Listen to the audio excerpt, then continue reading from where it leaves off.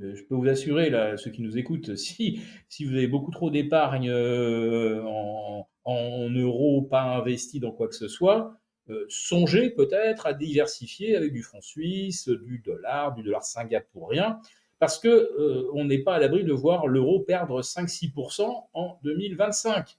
Je dis ça, je dis rien.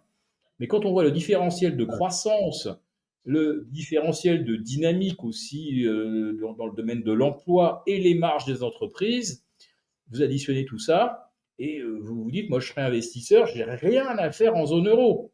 Pourquoi je détiendrais de l'euro dans ces conditions? Et en plus de ça, vous avez, c'est toujours jeudi dernier, vous avez Mark Rutte promu à la tête de l'OTAN, parce que bon, c'est un bon petit soldat du World Economic Forum et un vrai alumni de l'État profond américain, et qui nous dit attention, la menace russe se rapproche.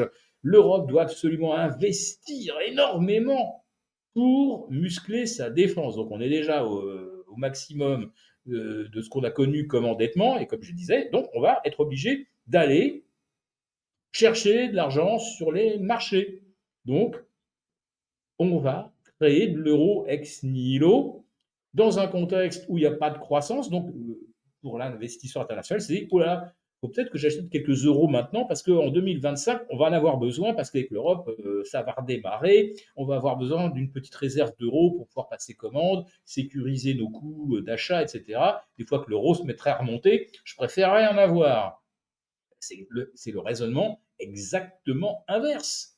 Ça va se passer aux États-Unis, ça va se passer en Chine, parce que la Chine, on a bien compris, là aussi, il faut lire un petit peu le quotidien du peuple, et qui dit que oui, il va certainement y avoir une bonne surprise pour le nouvel an chinois 2025. Ils vont encore nous annoncer des baisses de taux et probablement plus de relance. En Europe, qu'est-ce qu'on va faire? On va relancer la planche à billets. Donc, je le dis, il y a un risque de voir l'euro perdre de sa valeur et donc de son pouvoir d'achat et donc renchérir nos importations. Du coup, eh bien, elle a bien raison, Christine.